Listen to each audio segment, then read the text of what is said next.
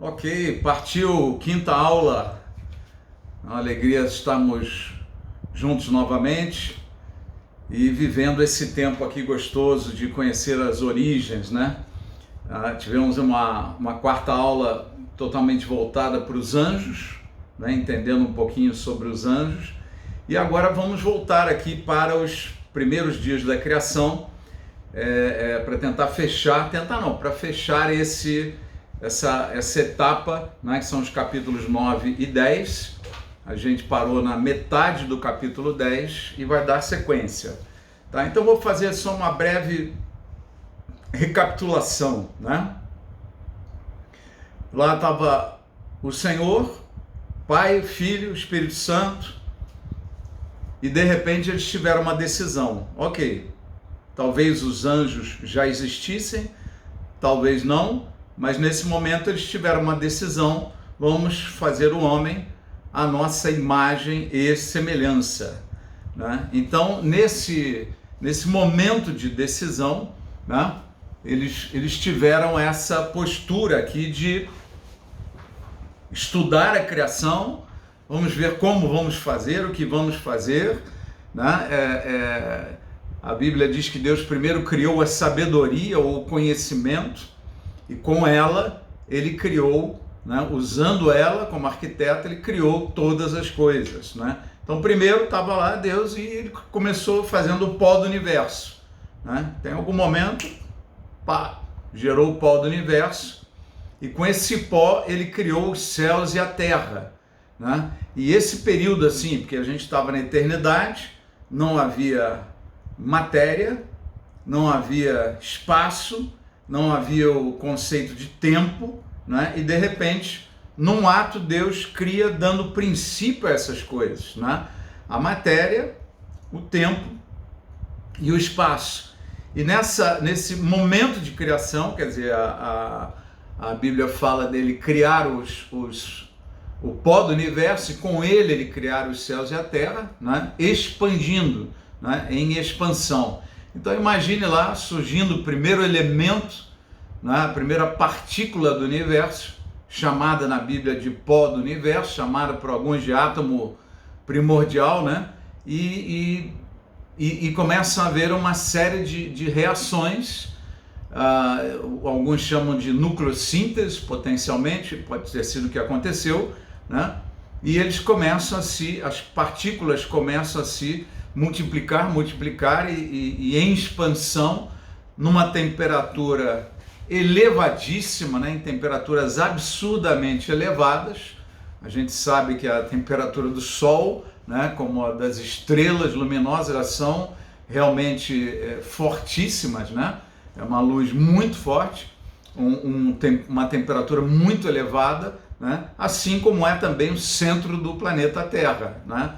Temperaturas absurdamente altas, e o planeta, né, teve esse momento de criação além do universo, né? Deus criou os céus e a terra, né? A terra dentro do universo, e então você começa a imaginar que em algum momento desse início, né, essa transição para a não existência do tempo e a existência do tempo, o primeiro dia, né, a Bíblia chama de princípio. Nesse princípio, criou Deus os céus e a terra. Então, quando é que os céus e a terra foram criados? Foi no primeiro dia? O que é o princípio? Ele está dentro da eternidade ou ele está dentro do primeiro dia? Na realidade, ele está dentro dos dois, porque ele é um tempo que não existe.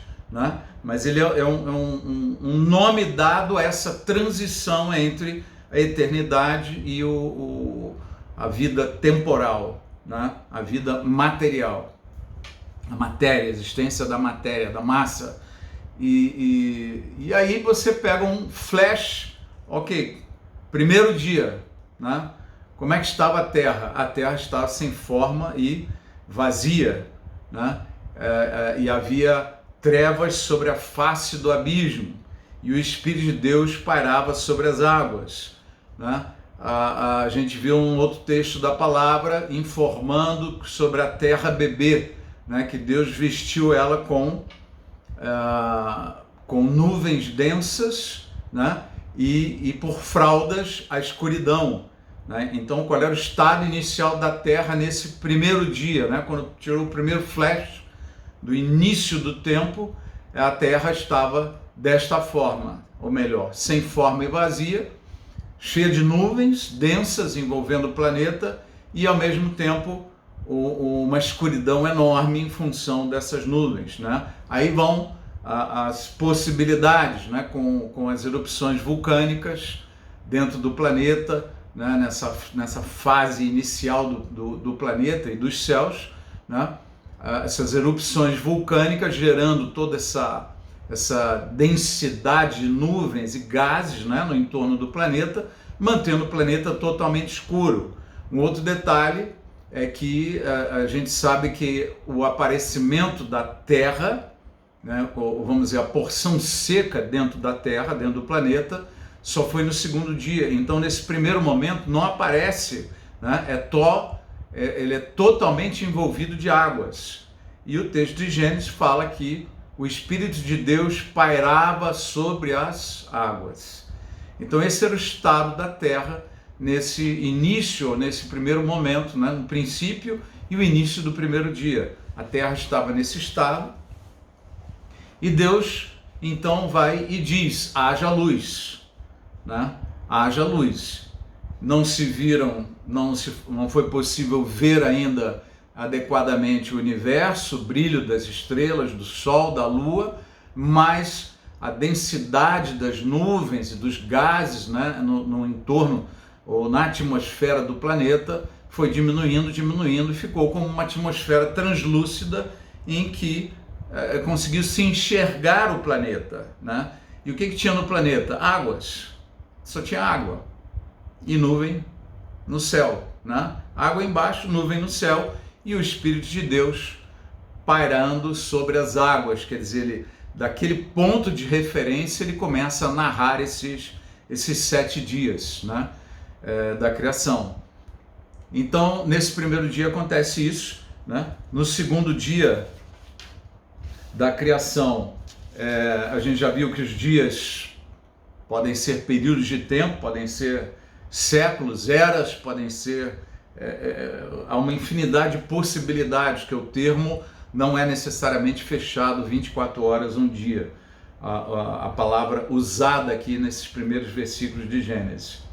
Tá? Segundo dia da criação, né? Haja firmamento no meio das águas e separação entre águas e águas. E a este firmamento Deus chamou céus, né? Então, a gente já viu em aulas anteriores, quer dizer, o que está acontecendo? Que lembra que tem o primeiro céu, o segundo céu e o terceiro céu, né? Então, o primeiro céu é essa atmosfera terrestre, o segundo céu é toda a estratosfera, o universo que a gente conhece, e o terceiro céu é além do universo, né? Então, se o firmamento é chamado de céus, e depois a gente vai entender que esses céus, o firmamento que ele está chamando, né, vamos dizer, tudo aquilo que fica entre os limiares da atmosfera terrestre e os limiares deste universo. Este é o segundo céu, né? E aí a Bíblia diz que há separação entre águas. Então você tem águas que ficam abaixo do firmamento, ou seja, que ficam dentro da atmosfera terrestre, dentro do planeta, e águas que vão para cima do firmamento, ou seja, vão para além do universo, né? Estão acima dos limiares do firmamento, estão acima dos limiares deste universo criado por Deus. Tá? E isso é chamado depois de muitas águas. Para que não houvesse confusão, e confirmamos, nós vimos várias passagens aqui falando sobre essas muitas águas acima do firmamento, né? E que o Senhor está, o trono de Deus está acima das muitas águas, né? Sobre as muitas águas ele estabelece a sua coluna, então e o seu templo, né? Então a gente pode entender um pouquinho daquilo que é feito nesse segundo dia. Quer dizer, o universo criado, né, no princípio criou Deus os céus e a terra, estava numa temperatura absurdamente alta, uma massa concentrada que vai se expandindo, né? Há uma percepção de que o universo era muito denso com átomos átomos menores, né? E com o passar do tempo foram surgindo, né, por nucleossíntese e tal, átomos maiores.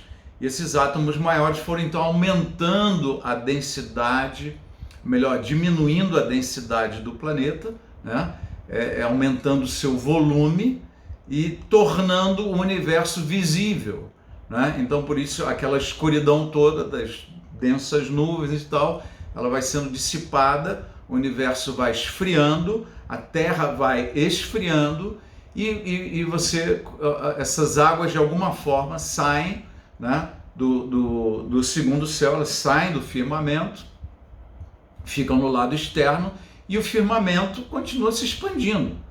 Os céus estão se expandindo, o universo continua se expandindo até hoje, né? Segundo a visão da ciência, a percepção ali de telescópios, a teoria de Hubble, né? Que a gente já comentou aqui, do distanciamento das galáxias, né? Que eles continuam se distanciando entre si até os dias de hoje, tá? Então, ok, esse é o segundo dia, né? Aí entramos no terceiro dia. Veja, o que já existe? Já existe luz, né? O planeta está cada vez mais claro, aquele excesso de águas do universo, ele foi retirado, né? Ficam águas na atmosfera terrestre, um ambiente começa a ficar mais propício para a vida, né? E aí Deus diz o seguinte: ajuntem-se as águas debaixo do firmamento, esse é o terceiro dia, num só local, e apareça a porção seca. Então, nesse ato de Deus, o que ocorre? Ocorre o que a ciência também entende que havia no início apenas um oceano e um continente, né? Então ele é chamado de Pangeia, né? Não na Bíblia, mas nos estudos aí da ciência tem essa denominação, né? Um só continente e um só oceano. Ok, estamos aí no terceiro dia, apareceu a porção seca e Deus dá uma ordem: produza a terra, a erva, toda a vegetação e tal, e todas as árvores, cada um conforme a sua espécie. Tá? Ele não gerou uma primeira espécie e ela foi se desenvolvendo e se multiplicando em várias outras. Ele produziu árvores, né? A terra produziu, por uma ordem de Deus, árvores, cada uma segundo a sua espécie. Tá? O texto é bem claro e ele é enfático em relação a isso, né? Na sequência, quer dizer, esse é o terceiro dia. Então você pensa o seguinte: ok, o universo se expandiu mais, aqueles gases, a Terra começou a esfriar mais, aqueles gases tóxicos em torno do planeta, eles foram se dissipando, tá? E o suficiente de luz para que haja fotossíntese e a geração de verde no planeta, a vegetação no planeta, né? Então, quando aparece todo o verde do planeta, o que começa a acontecer no planeta? O resíduo de gases, principalmente gás carbônico, né, começa a ser absorvido por esses vegetais e eles começam a gerar e encher o planeta com oxigênio, porque essa é a fotossíntese. Fotossíntese porque precisa de luz, já havia luz no primeiro dia, no final do primeiro dia tinha luz no planeta, né? Tem água no planeta, tem a porção seca para que haja vegetação e começa então a acontecer a vegetação. No terceiro dia, ao final do terceiro dia, esse é o cenário. Com a vegetação no planeta, começa a ter mais intensamente a fotossíntese, que vai purificando mais o ar, enchendo o planeta de oxigênio, a atmosfera da Terra de oxigênio, tá? Deixando ela numa condição também cada vez mais visível, mais transparente. ela vai deixando de ser translúcida e se tornando cada vez mais transparente. Então Deus vai e fala no quarto dia, né? É o dia que aparecem os luzeiros. E pela primeira vez a gente viu que o termo usado, o verbo usado, não é o criar, né, de Deus, que é o criar do nada, tá? Mas ele usa um verbo que tem mais a ver realmente com haja, com apareça. Então apareçam os luzeiros no firmamento, né? Então nesse momento que tem essa aparição dos luzeiros, quer dizer, era a terra mais oxigenada, mais pura, né? Mais transparente, com menos nuvens circulando sobre o planeta, né? Então uma atmosfera mais propícia à geração de vida, né? Então a primeira vida no planeta foi a vida vegetal, que gerou oxigênio. Esse oxigênio todo no planeta purifica mais a Terra e permite a visibilidade do Sol, da Lua e das estrelas, tá? Que não foram criados no quarto dia, eles já existiam desde o primeiro dia, porque senão não teria dia e noite, né? Porque o texto do quarto dia, ele informa com clareza que eles foram criados, né? Inclusive para a diferenciação do dia e da noite, né? No quarto dia, estamos aqui na página 45 da apostila, haja luzeiros no firmamento dos céus, né? Ele não usou o verbo barar luzeiros no firmamento do céu, que é criar do nada, mas ele usou haja luzeiros, que tem um significado de aparecer, de serem vistos, de acontecer. Então, eles puderam ser visualizados, né? No planeta, e os dias, e esses luzeiros foram criados para sinais, para estações, para dias e anos, para separação entre o dia e a noite, tá? Então esse foi o quarto dia. E aí nós entramos então no quinto dia, que foi onde a gente parou na última aula que falamos sobre esse assunto, se eu não me engano, a terceira aula, né?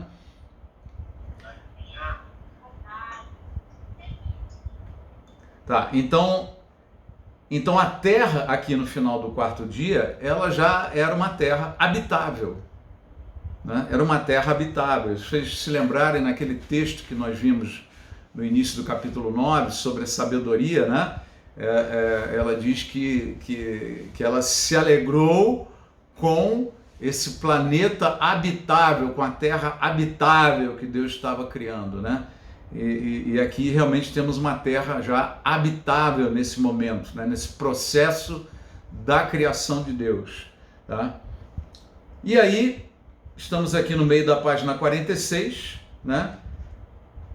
Disse também Deus, é o quinto dia da criação: povoem-se as águas de enxames de seres viventes e voem as aves sobre a terra, sob o firmamento dos céus.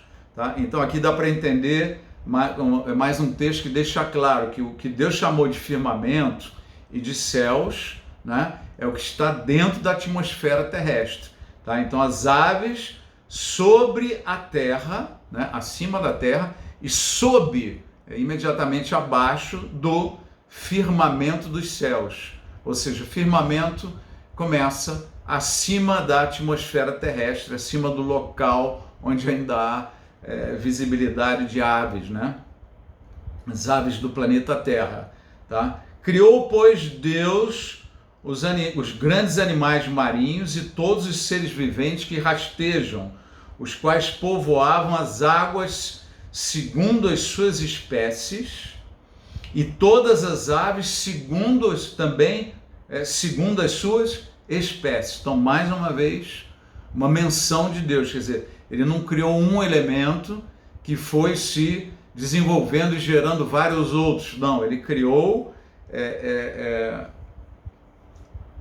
os grandes animais marinhos, já na criação, segundo as suas espécies. Tá? A gente vai aprofundar um pouquinho mais esse assunto daqui a pouco. Tá? E as aves da mesma forma. E viu Deus que isso era bom, e Deus os abençoou, dizendo: sede fecundos, multiplicai-vos e enchei as águas dos mares e na terra se multipliquem as aves, houve tarde de manhã o quinto dia. Tá? Na realidade, na teoria da evolução, realmente a criação ou a existência dos animais marinhos, né, da vida do mar e a vida nos ares, ela é anterior, né, à vida dos animais na terra. Tá? Então existe essa percepção, né, dentro da teoria da evolução, isso acaba acontecendo também. Tá? Então, como a gente falou no início, tem coisas que coincidem, tem coisas que se contrariam frontalmente em relação à ciência. Eu creio na Bíblia, tá? E acredito que algumas coisas da ciência vão acabar se desvendando de uma forma que não era exatamente aquilo que se pensava, que é a coisa que mais acontece na ciência, né? Fazem vários estudos com essa loucura aí do coronavírus, né, do Covid-19, a gente vê o quanto os cientistas concluem uma coisa e daqui a pouco não é bem aquilo, concluem outra coisa, ainda mais em estudos acelerados e feitos com urgência deste momento, né? Os estudos vão sendo aperfeiçoados, desenvolvidos, e enquanto não surge alguma coisa assim de total convicção, né?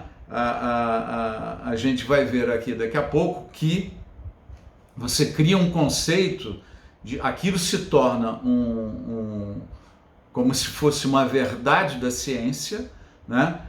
Com uma aprovação provisória, até que tenha alguma informação melhor do que essa.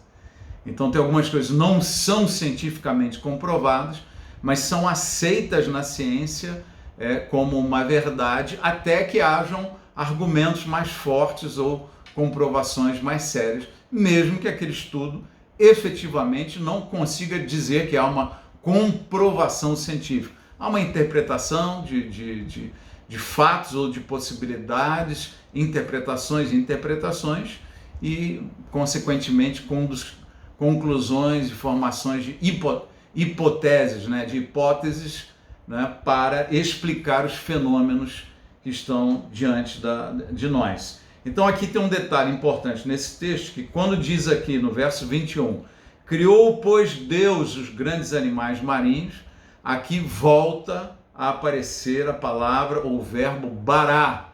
Esse criou é o criar do nada, é aquele mesmo que Deus, ou que o texto de Gênesis usou. No princípio criou Deus os céus e a terra, ele criou do nada, né? Na realidade ele criou primeiro a partícula, né, o pó do universo, e com este pó ele criou os céus e a terra. Tá? Então,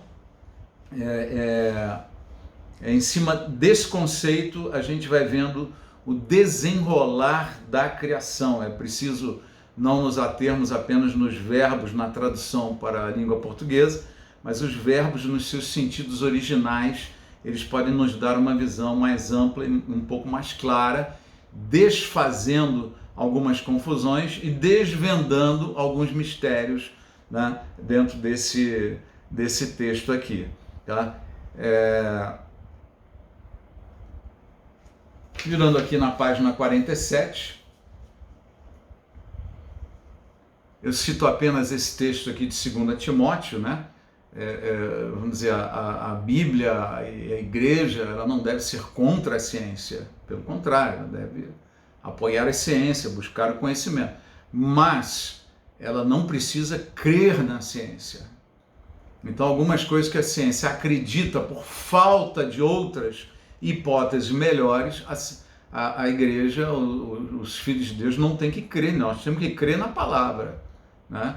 Então, algumas teorias que existem hoje, como a hipótese da evolução, hoje ela é mais uma crença do que uma comprovação científica. Desculpem, alguns cientistas podem ficar raivosos com essa frase, mas não apenas a minha percepção, mas de muitas outras pessoas, inclusive cientistas, né, que até trabalham, até não tendo nenhum cunho religioso, né, são adeptos da hipótese da criação e não da evolução, a criação científica, quer dizer, alguma inteligência superior gerou isso daqui, né?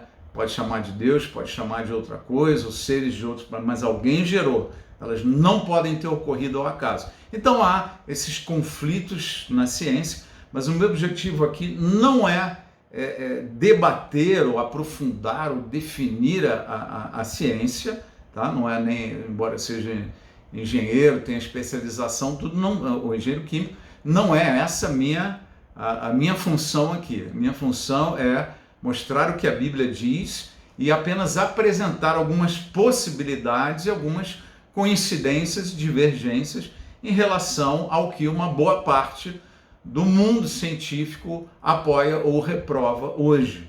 Tá?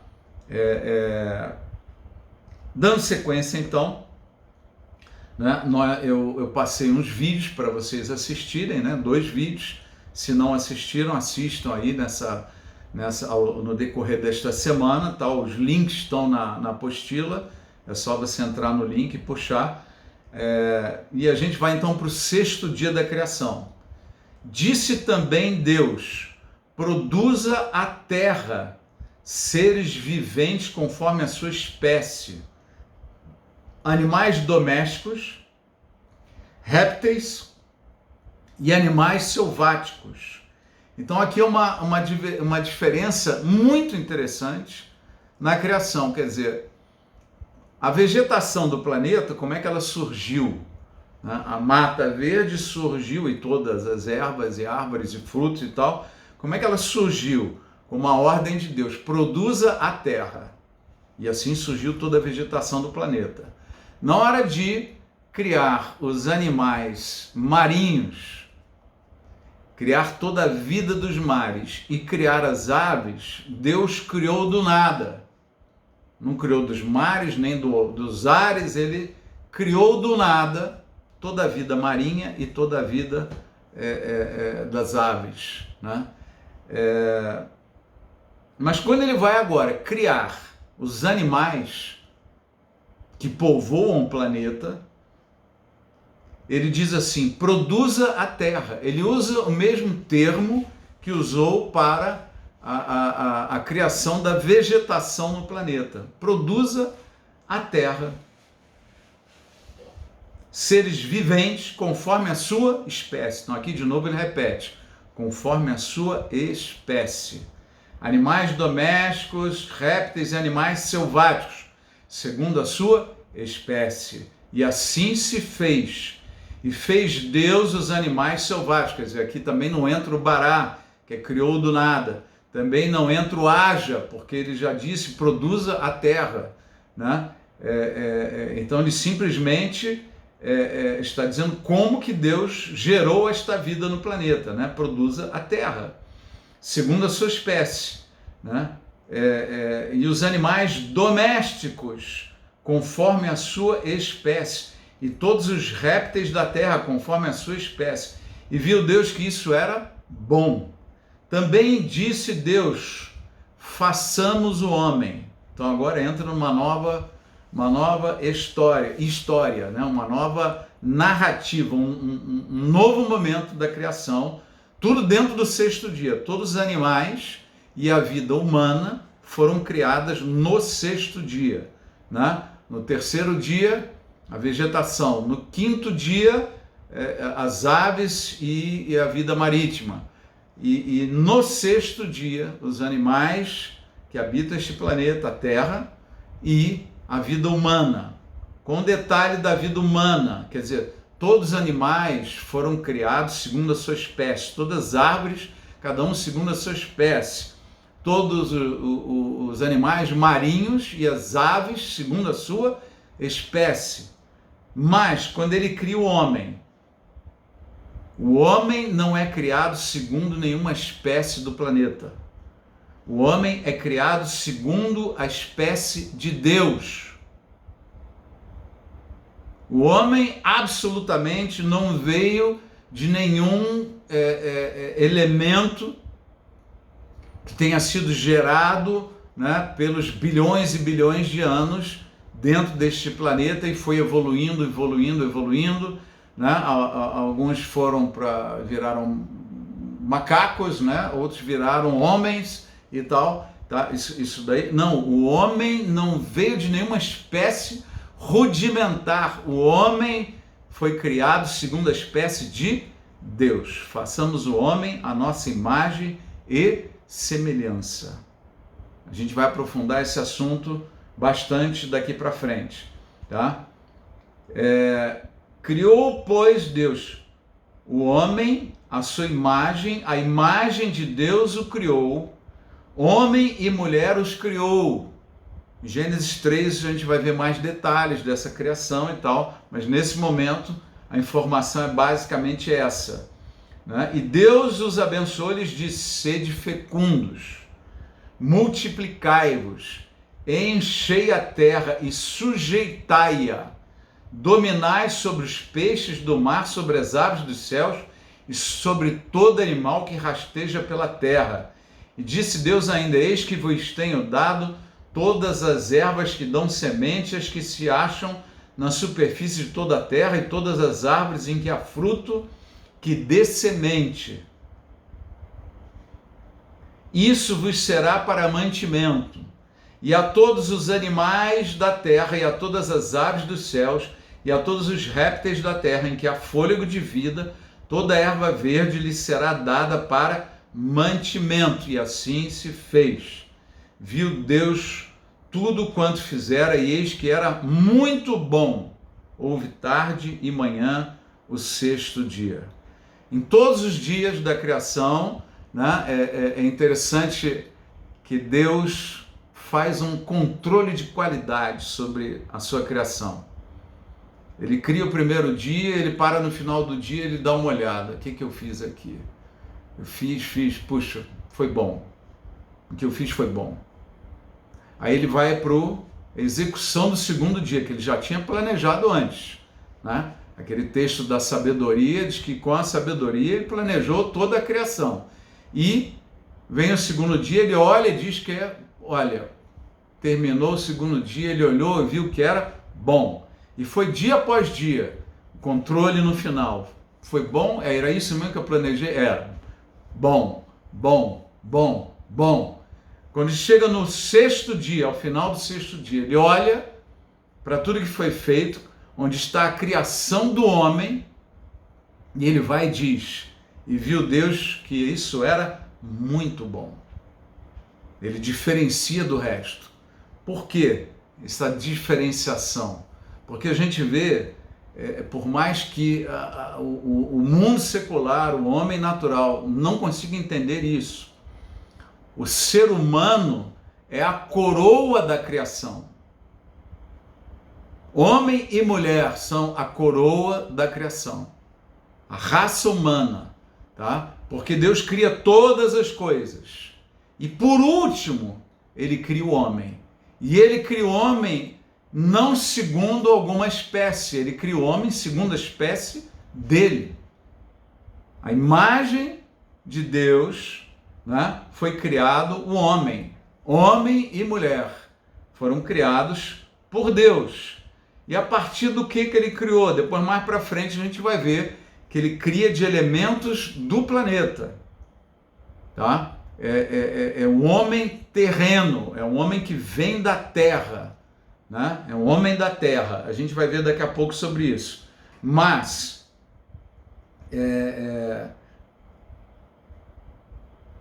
entrega tudo ao homem e diz para o homem: domine sobre todas as coisas. Sujeite a terra. Qual era o propósito de Deus para o homem?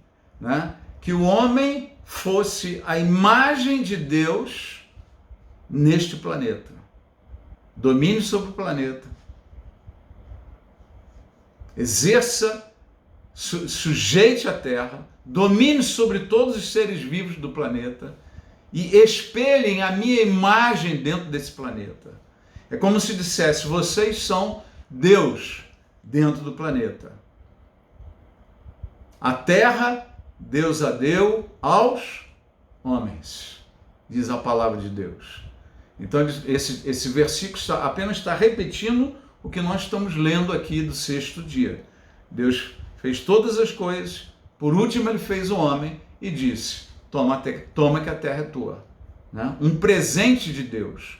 O homem não participou da criação, mas ele vai exercer domínio sobre a criação. A criação foi um presente de Deus para a raça humana. Tudo aquilo que foi criado foi um presente de Deus para a raça humana. Tá? Uma outra frase muito importante aqui, muito interessante. O que Deus deu para alimento para a vida humana na Terra? O começo da criação. Deus deu o quê? Né? Eis que vos tenho dado, verso 29. Todas as ervas que dão semente e se acham na superfície de toda a terra, e todas as árvores em que há fruto que dê semente. Isso vos será para mantimento. O homem foi criado herbívoro.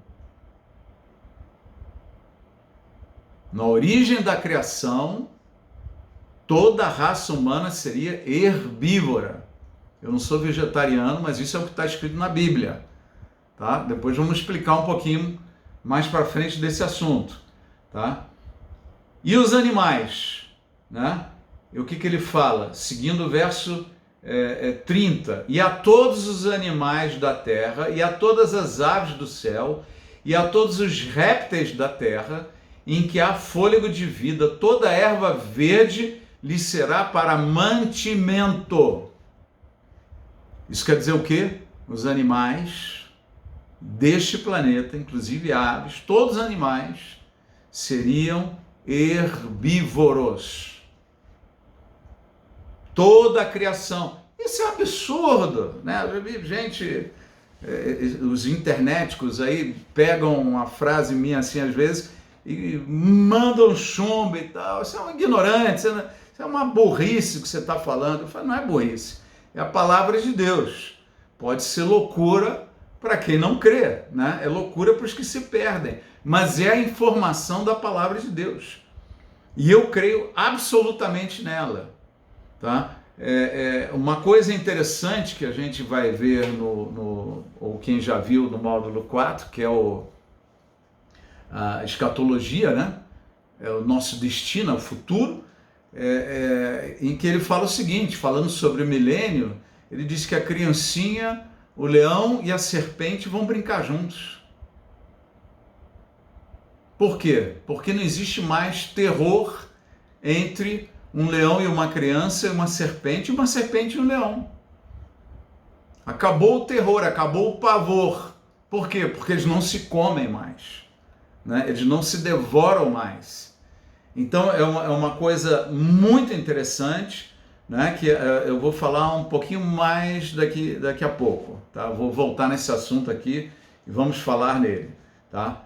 Quando a gente fala sobre espécie, a palavra usada, né, é o miim, né, a palavra usada está aqui embaixo, eu tirei do dicionário Strong, que é um dos mais fortes nessas traduções de hebraico e de grego.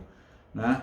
E ele diz o seguinte, gênero, algumas vezes uma espécie, geralmente de animais, grupos de organismos vivos pertencentes à mesma espécie, criada se descendem do mesmo grupo de genes. Isso não impede a formação de novas espécies, porque isto representa uma divisão do grupo de genes original. A informação é perdida ou conservada, mas não adicionada. Uma nova espécie pode surgir quando uma população se acha isolada, ocorrendo então a procriação por consanguinidade. Tá? É até aqui que está o escrito no dicionário Strongs. Depois, a gente vem com uma frase que diz o seguinte, segundo esta definição, uma nova espécie, que essa definição está dizendo, não é uma nova espécie, mas sim uma divisão posterior de uma espécie já existente. Tá? É essa interpretação que ele dá para esta palavra. A interpretação não, é a descrição do dicionário para esta palavra. Tá? E esta palavra né, esta interpretação, esta descrição do significado desta palavra, né, que foi traduzida por espécie no português, tá? A gente pode entender que aquilo que ele fala como uma nova espécie, na realidade está se referindo a uma divisão posterior de uma espécie já existente. Vou explicar, tá? Por exemplo, o que deve ter acontecido, não apenas na criação, mas com certeza no dilúvio, que a gente vai estudar mais para frente, tá? No dilúvio, Deus não pegou, provavelmente, Deus não colocou todas as variações de espécies animais dentro da arca. Como não tinham todas as variações de raça humana. Só tinham 8 pessoas, e todas da mesma família, né? Exceto as esposas, podem ter vindo de alguma outra conexão, mas eram todas, né, ligadas a uma mesma descendência original. Então, quando a descendência de Sete, né? Então, quando você pega este perfil de criação e depois você vê a raça humana com negros, amarelos, vermelhos, né? Olho mais puxadinho, menos puxadinho, tantas e tantas variações, quer dizer que esse gene, essa genética, ela já estava contida naquela família. Aquela família continha toda essa variação.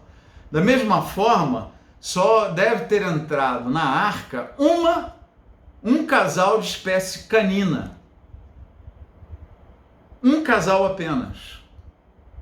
Mas um casal que contivesse toda a variação de DNA para se multiplicar depois. Então aqui no texto eu escrevo aqui, por exemplo, Deus poderia ter criado um único casal básico original de cachorros, e este geraria as suas variações como as distintas raças, não são diferenças de espécie, são raças dentro de uma mesma espécie, raças de cães, lobos, raposas, coiotes, chacais e hienas. Então, originalmente, talvez tivesse só um casal. E eles foram se multiplicando e gerando essas variações dentro da mesma espécie.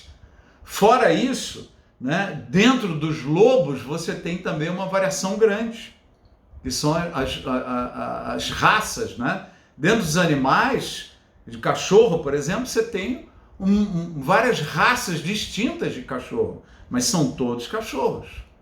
Não são novas espécies, são variações dentro de uma mesma espécie. Tá? Da mesma forma, Adão e Eva. Tá? Pode virar a página 48 aqui. Tem um trabalho que ficou famoso, ele é do século passado ainda. Tem mais de 20 anos esse estudo, ou bem mais do que isso, mas ele foi feito lá atrás, um trabalho do Dr. Fitzpatrick. Esse cara começou a estudar, dentro da variação da raça humana, se seria possível um casal ou de uma família você gerar tantas espécies ou tantas raças distintas dentro da mesma espécie, tantas variações. E ele foi fazendo esses cruzamentos de DNA para cor de pele, cabelo, né, tom de cabelo, o perfil de rosto, né, de fisionomia, olhos e tal, e foi fazendo essa variação.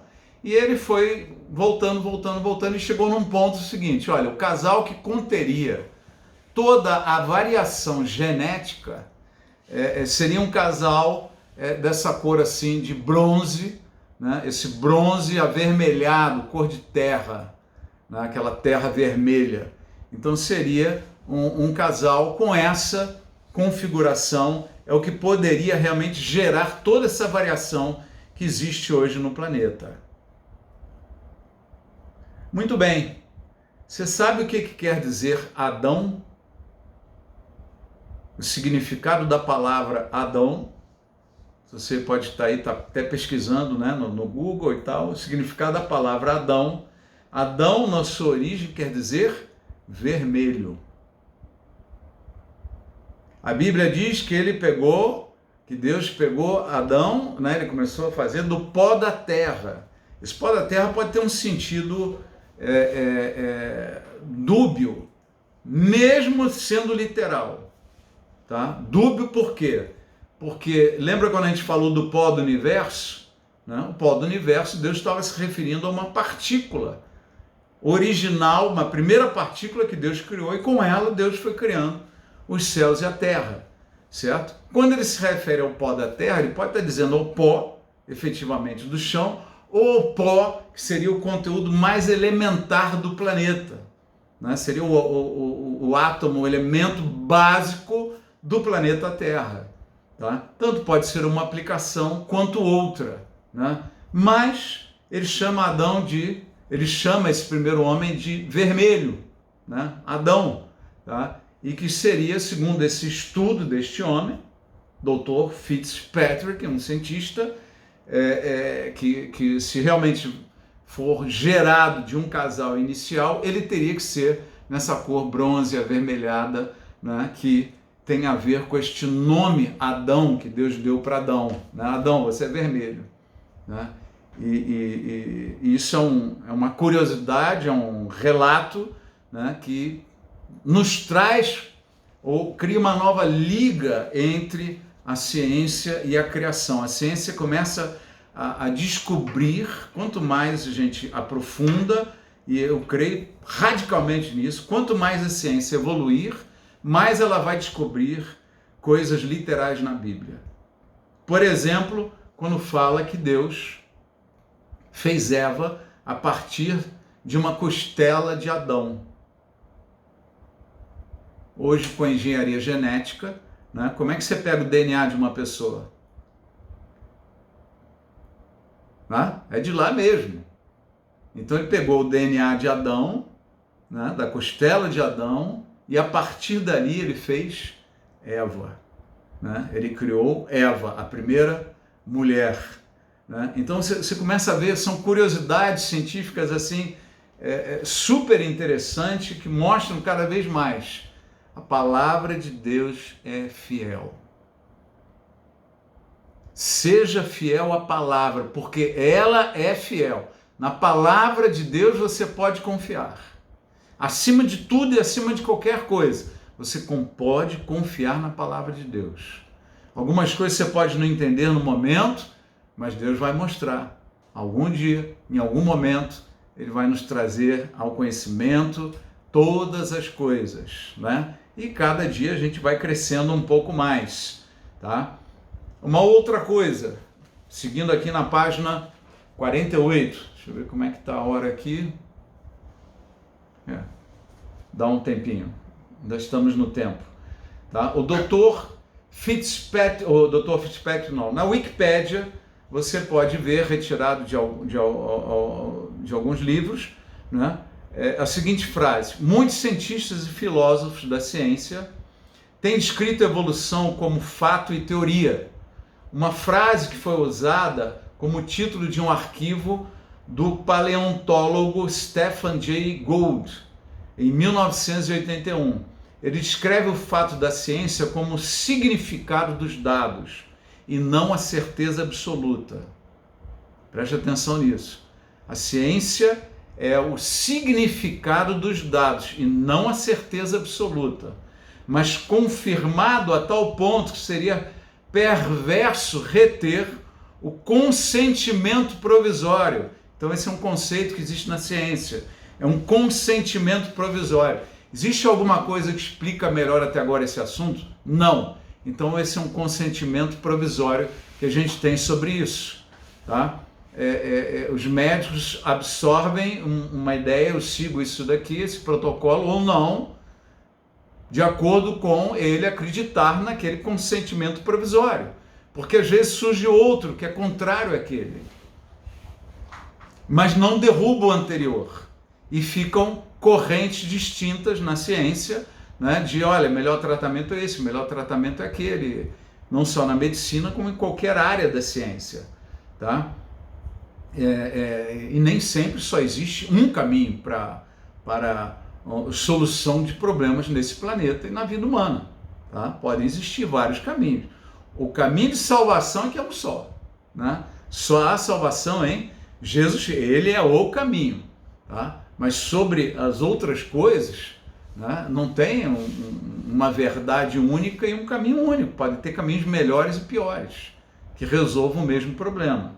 Tá? Então a gente não precisa ser tão radical e xiita nas nossas posições quando discutimos alguns temas, alguns assuntos. Né? Baixa a bola, flexibiliza um pouquinho que você pode estar falando besteira. Né? Nem sempre a nossa verdade é a verdade completa. É importante ouvir os outros, absorver ideias distintas, entender, compreender, porque a gente pode estar cego em relação a algumas coisas. Se a gente não ouve o outro, não vai ter condições nem de julgar, avaliar e absorver ou não, né? Mas em primeiro lugar ouvir, tá? Uma teoria científica é uma explicação bem fundamentada de tais fatos.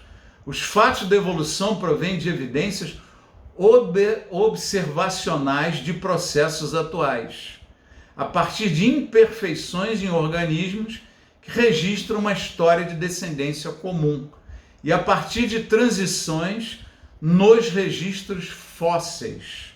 As teorias evolutivas fornecem uma explicação provisória para estes fatos. Tá? Se alguém quiser te inculcar na tua mente, olha, está comprovado cientificamente, saiba que não está. Há um consentimento provisório. São interpretações de fósseis. E que se você assistir esses vídeos que eu passei, você vai ver que há muitas interpretações dos fósseis foram demonstradas com avaliação de DNA como estudos completamente furados. Interpretações totalmente furadas, né? Como uma delas, em que criaram um ancestral, um dos elementos transitórios aí do homem, e era um dos raríssimos fósseis que existia para se dizer que era isso, e já disse em que região do planeta que ele morou, o que ele comia, o que ele fazia, como é que ele caçava e tal. Gerou-se uma teoria tremenda, e era uma coisa assim, uma verdade absoluta na ciência. Aí, alguns anos atrás, pegaram resíduos desse fóssil e foram avaliar e descobriram que não era um osso de nenhum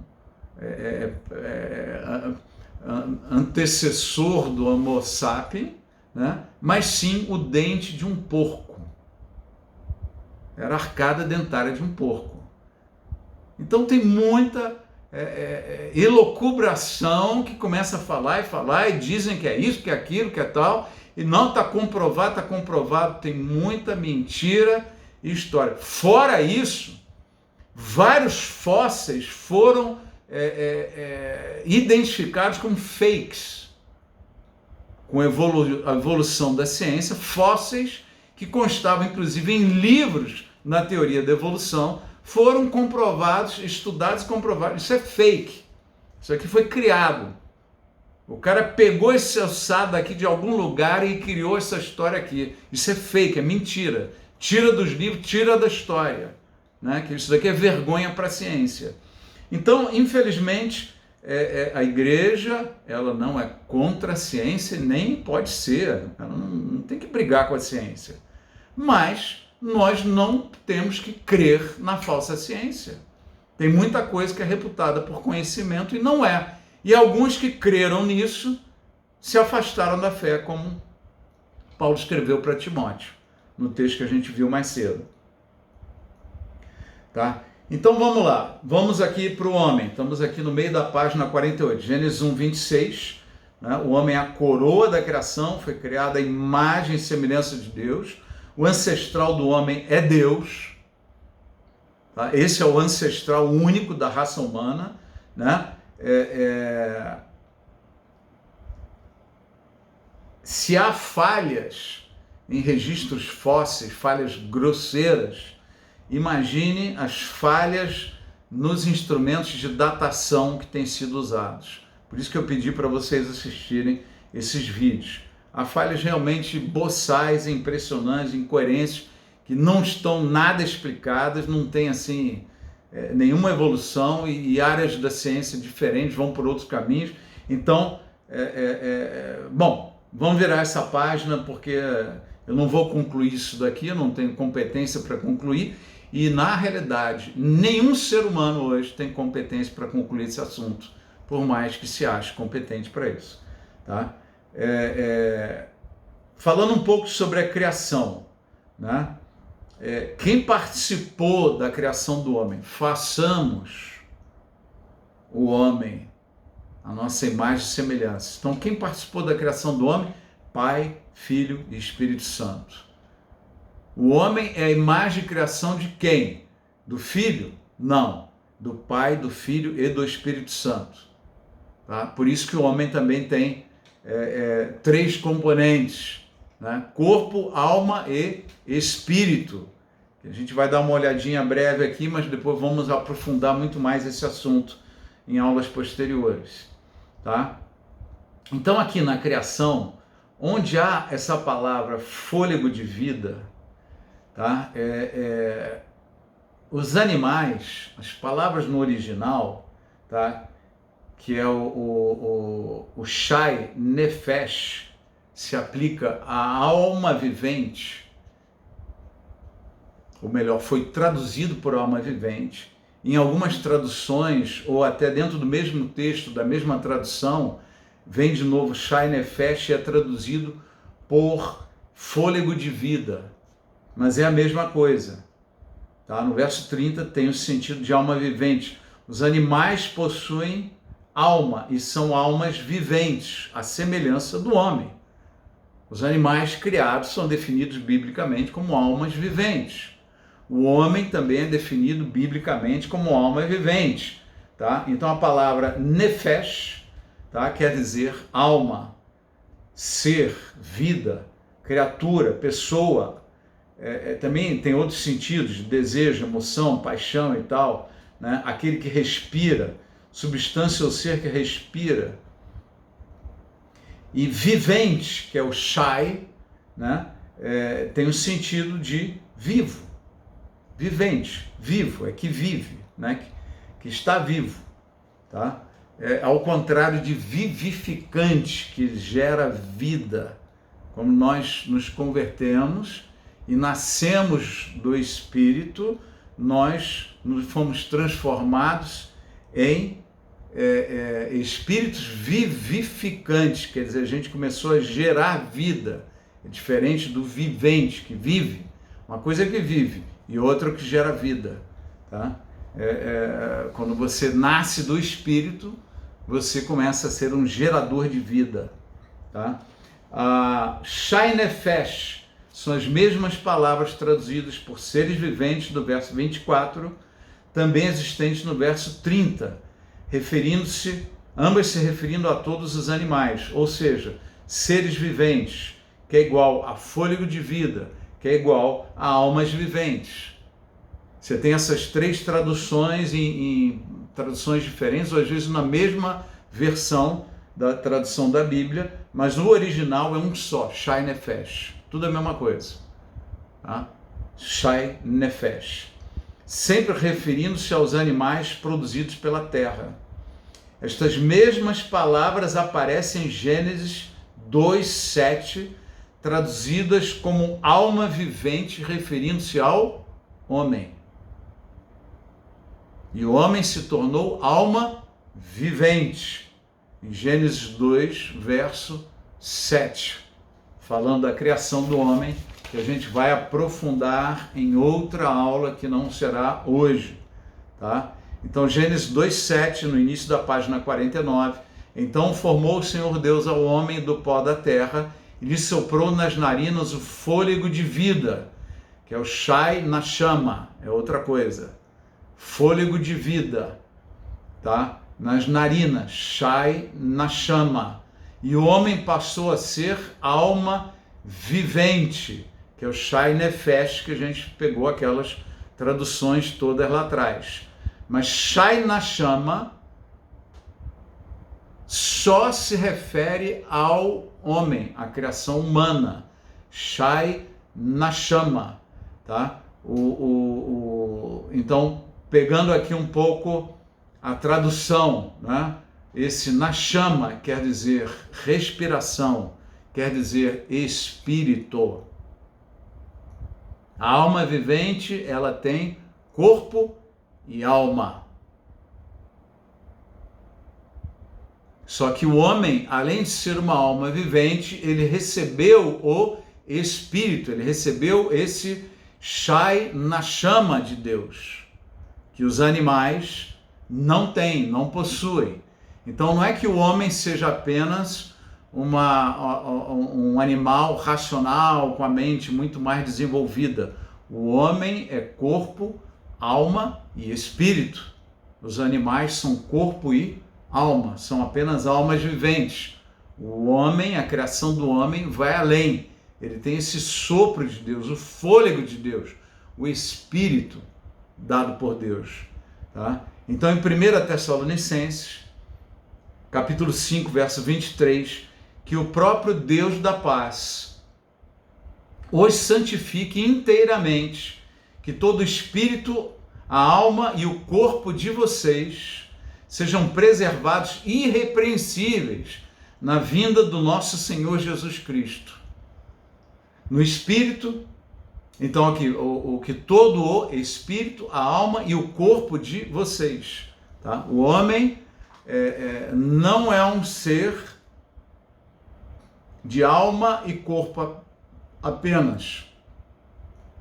O homem é trino, ele tem corpo, alma e espírito. Tá? Então há dentro do meio cristão uma discussão sobre isso, porque há alguns grupos, algumas pessoas que entendem que o homem é corpo e alma, e quando ele fala de espírito, é um sinônimo de alma.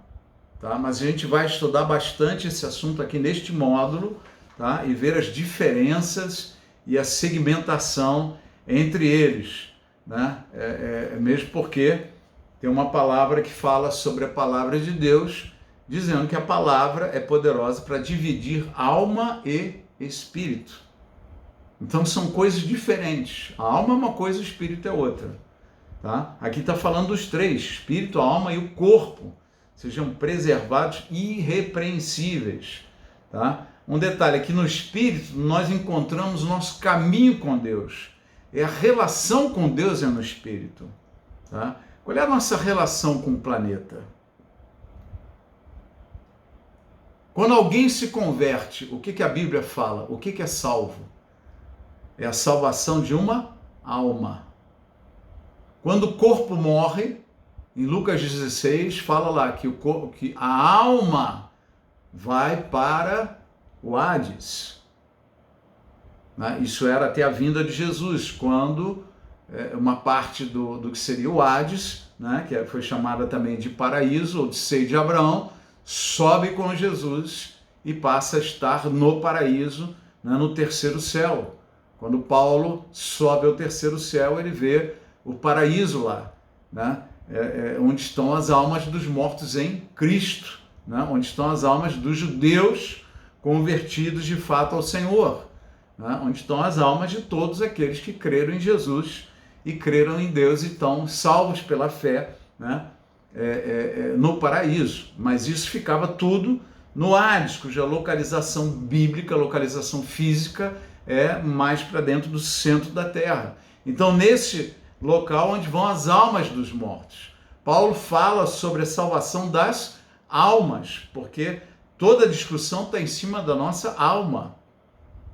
Agora, a nossa alma, que é a nossa persona, né, é aquilo que nós somos, é a nossa identidade como pessoa, como gente, como é que ela se comunica com o mundo exterior?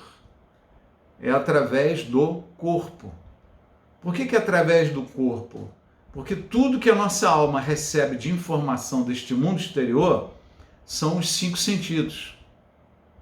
Certo? Você cheira, você vê, você toca, né?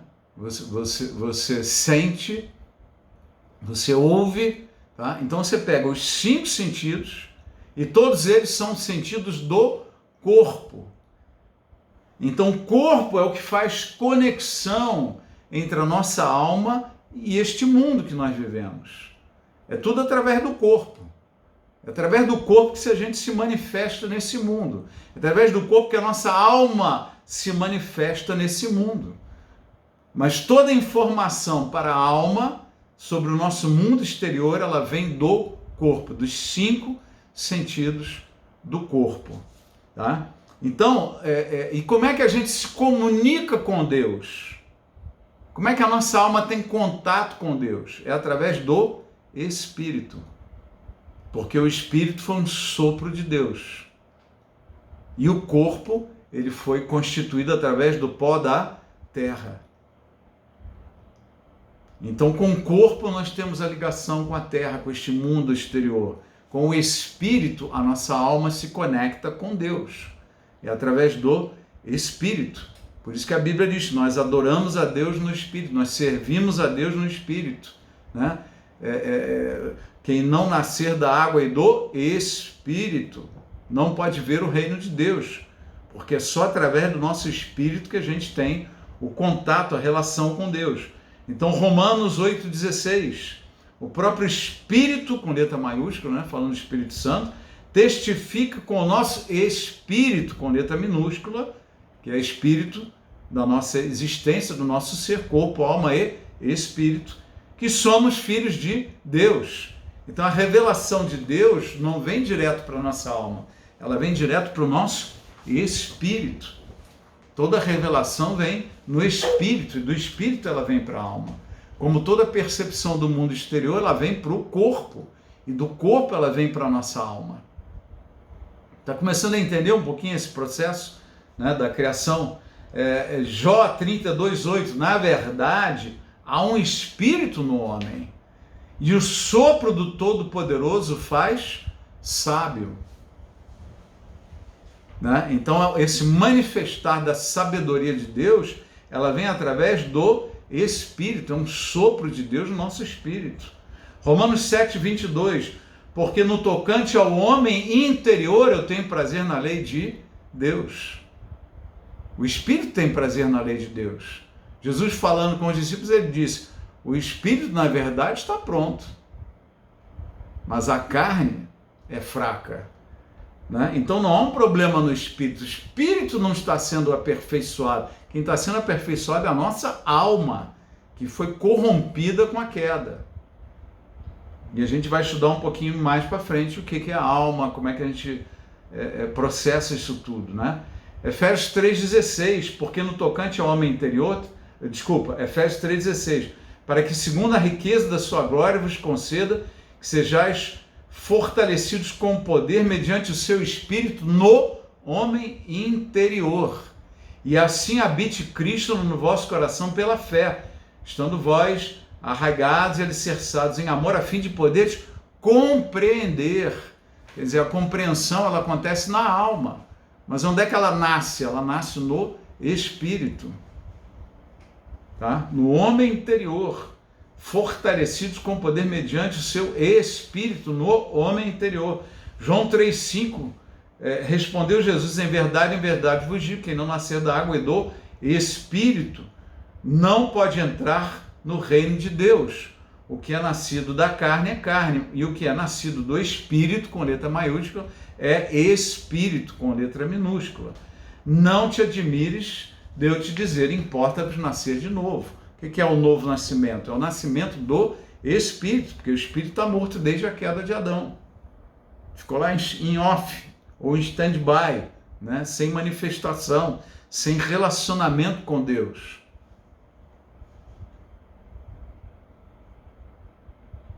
Eu vou ler aqui os 2 últimos versículos para poder encerrar esta primeira aula.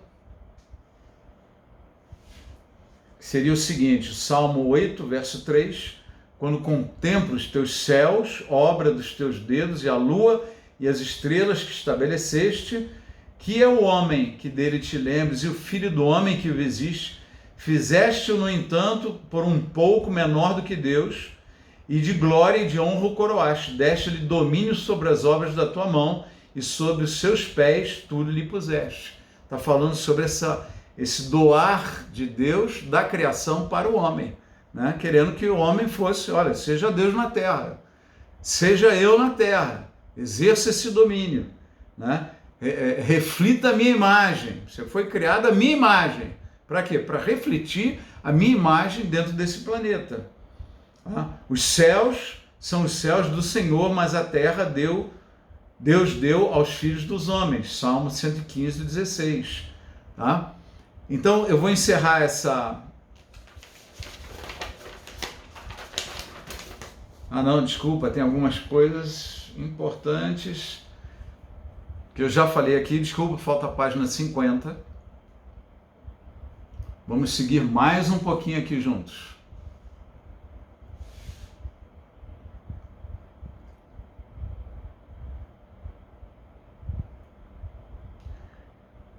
Já falamos sobre os vegetarianos, carnívoros, né? Aqui está o link da outra aula que eu estou pedindo agora para vocês assistirem, né? É uma palestra sobre geologia e hidrodinâmica, muito interessante, e que ela vai abrir um pouquinho a nossa visão para estudarmos o dilúvio posteriormente, tá?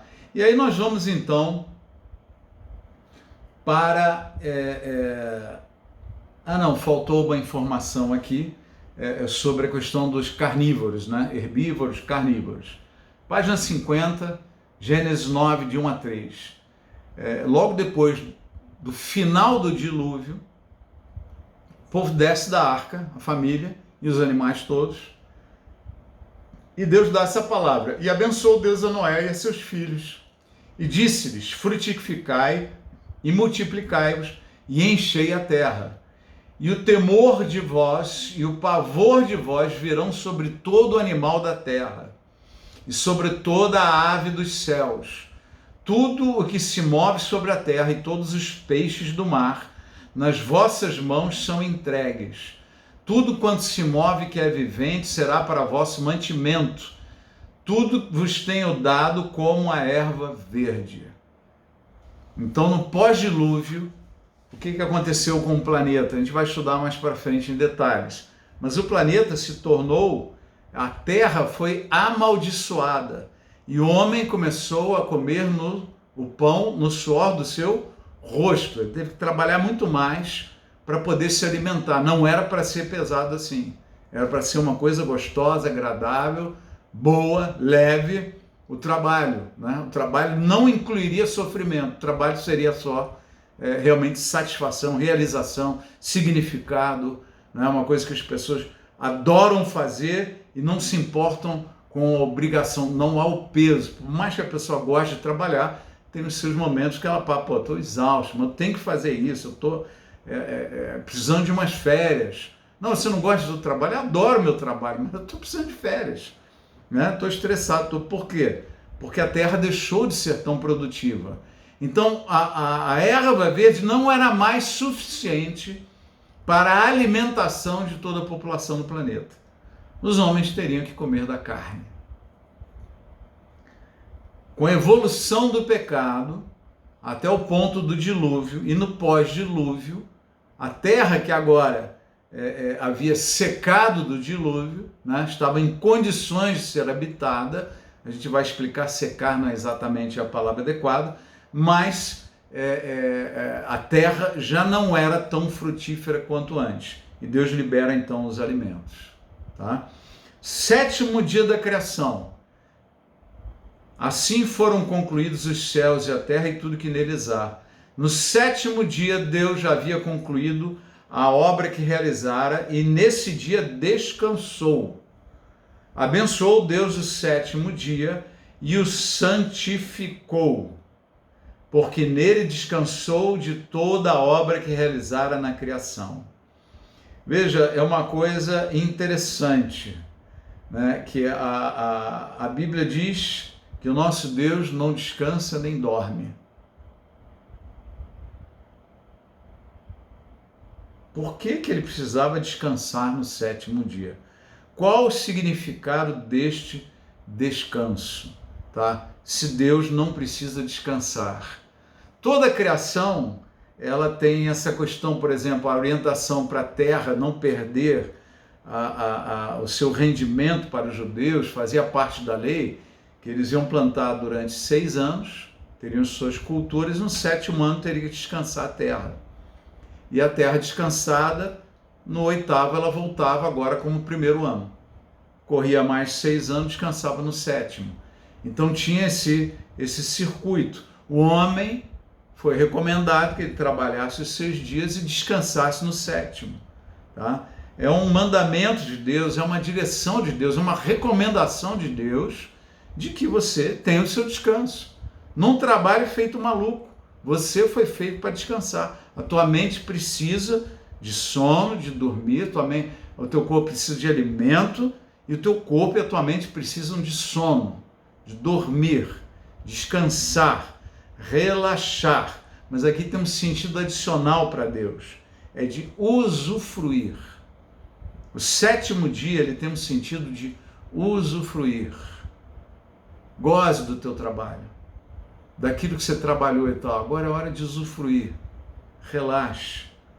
Olha para aquilo que você gerou e curta. Vá para a praia, vá para um sítio, vá para uma fazenda, vá sair passear com uma família, vai fazer um churrasco. Curta, descanse, relaxe, tenha lazer. Isso faz parte daquilo que Deus nos deu. Usufruir da criação. Usufruir do 7º dia. Usufruir das coisas que você conquista com o seu trabalho. Usufrua. Descanse. Tá? Então, é muito importante a gente ter esse contentamento, essa alegria com as coisas que a gente tem. Se você não tiver gratidão por aquilo que você tem problemas na tua alma. Ter gratidão, agradecer a Deus. 7º dia é um dia de agradecer. Senhor, obrigado por isso aqui, por aquilo, por isso. Olha para trás e louva a Deus por essas coisas. Honra o Senhor por aquilo que Ele tem dado. Né?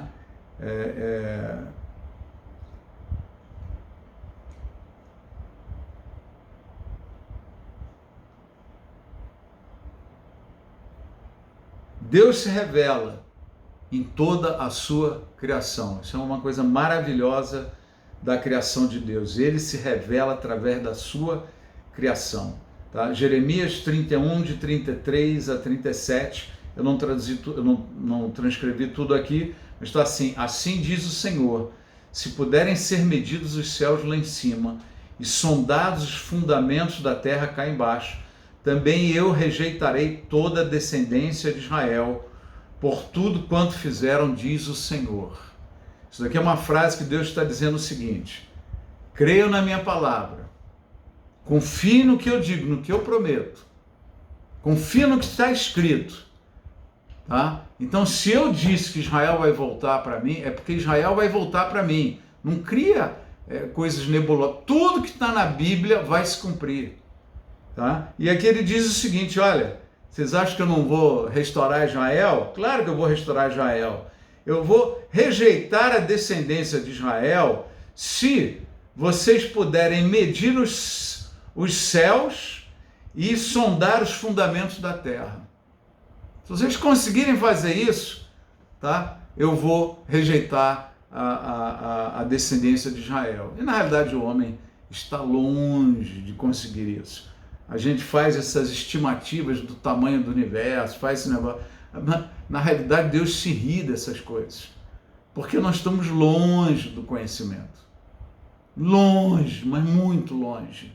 Tá? Então Deus está dizendo o seguinte: olha, o que eu falo é isso aí, cara. Creiam, confiem, descansem. Tá? Então nós estamos agora